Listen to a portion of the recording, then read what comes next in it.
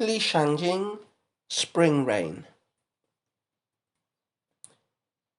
Spring is beginning, fitful sleep in a thick white robe. Of by men no trace now, so much sadness since then. I stood in the rain, watching your red tower. The lamps and curtains of my carriage sway as I go home alone. In spring sunset, on this long road, are you as sad as I am? After a long night, I finally catch a glimpse of you in dreams. Jade earrings, sealed letter, how can I send them? 1,000 miles of clouds, and only one goose flying. So we continue with Li Shangxing's heptasyllabic regulated poems. This poem is pretty typical of what we have grown accustomed to expect from Li Shangxing.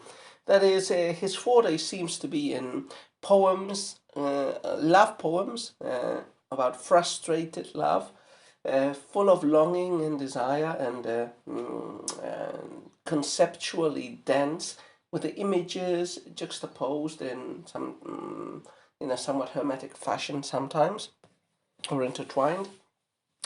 But especially this intensity of feeling and desire is, a pretty staple of his love poems.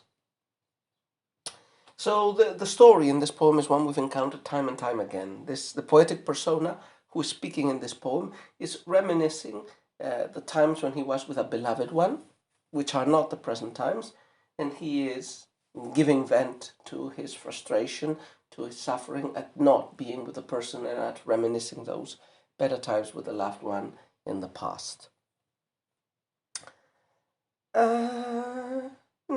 Let's, as usual, so nothing more from the general point of view. A lot of the topics that appear in love poetry are here, like the wakefulness at night, the seasonality, like spring, which is the season of love, but here is the season of frustration. Maybe that connects with spring rain. So it's spring, but rain is generally used as a symbol for tears. So spring tears, crying in spring when you're separated from your beloved one. Beautiful objects associated with a loved person, sending a message.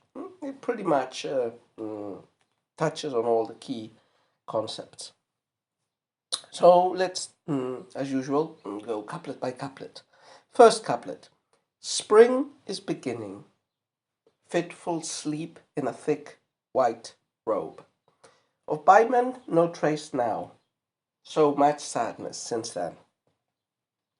So the poem begins rather paradoxically. So it starts announcing, the first couplet starts announcing the arrival of spring, which, as we know, is the time of universal natural happiness, love, and mating. But it's not a happy spring for the poetic persona. Immediately after heralding the arrival of spring, follows a fitful sleep. That is fitful, the person is unable to sleep, so wakefulness at night, which is a very common trope we've commented.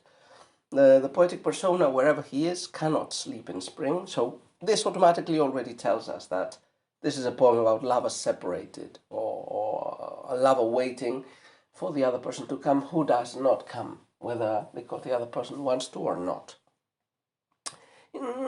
Sleep in a thick white robe. So the Chinese had beds at this time, but I think it was pretty common to use extra clothing as quilting and things like that. And the second line continues, no trace of by men, so much sadness since then. So clearly by men seems to be a place where the poet and his beloved stayed together in the past. There's no trace of that now, only sadness, because the lovers are separated. By men, it means White Gate. It could be a town called, White Gate Town. An interesting white robe, white gate. There is a resonance from one line of the couplet to the other in this white image.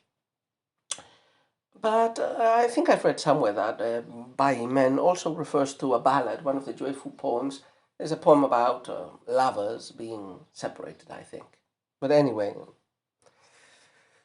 we have this forlorn image. It's spring, but it's not that spring, when perhaps we were together in another place. and now I lie sleepless thinking about you. Second couplet. I stood in the rain watching your red tower. The lamp and curtains of my carriage sway as I go home alone. Now, this is a difficult couplet. I've seen different versions of it.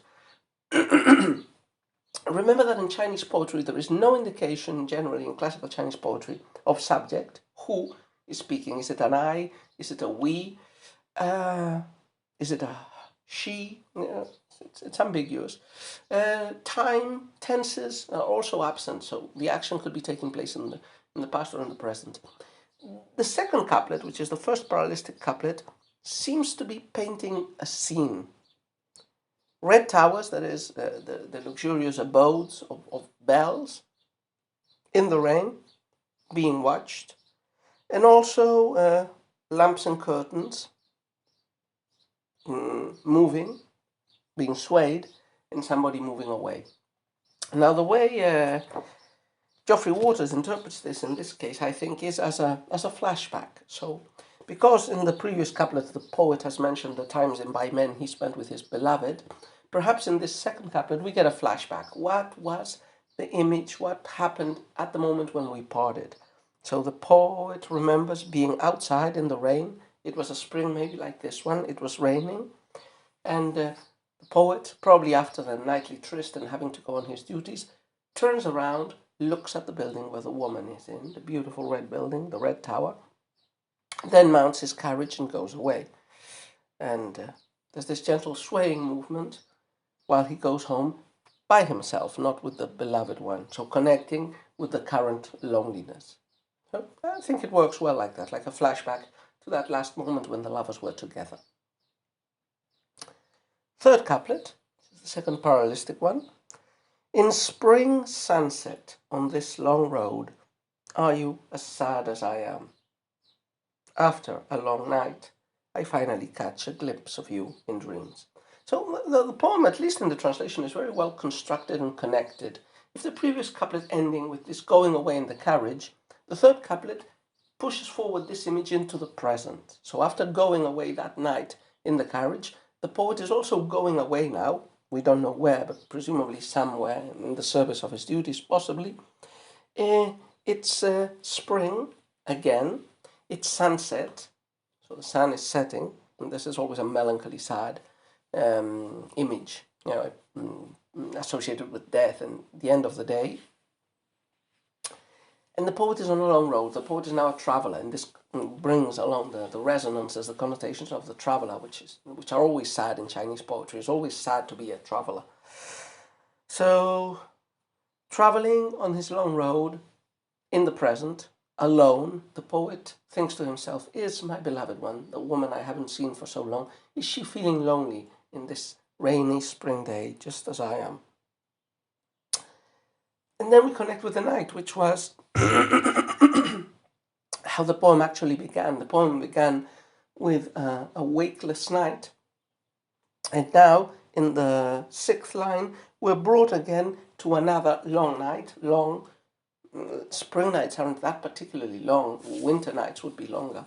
This night would be made long because of the wakefulness, of the fitful sleep again. So it could be another night the next day. And after a long night, this night is a little bit better than the previous one because he dreams of the beloved. Yeah? I finally catch a glimpse of you in dreams. Remember, this is also a very common trope in classical Chinese poetry. Friends or lovers, when far apart, dream of each other. And in a way, the dreaming of another person implies visiting her, like it's your soul gets detached from your body while you're asleep and travels all those hundreds of miles to visit the other person. So, with all the separation and the pain, at least briefly in this dream, in this uncomfortable long night, lovers get to meet, if only for a few brief instants. Finally, the last couplet puts the emphasis on this difficulty or impossibility of communication beyond dreams. Jade earrings, sealed letter, how can I send them? 1,000 miles of clouds and only one goose flying. So the poet would like to send jade earrings, and the interchange of pieces of jewelry or presents is very typical in lovers, since at least the present in literature in the Book of Odes.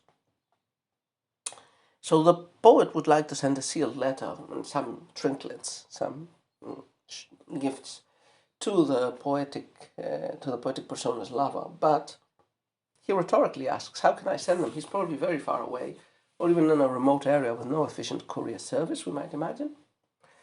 And finally, the poem concludes with an image of this impossibility of communication.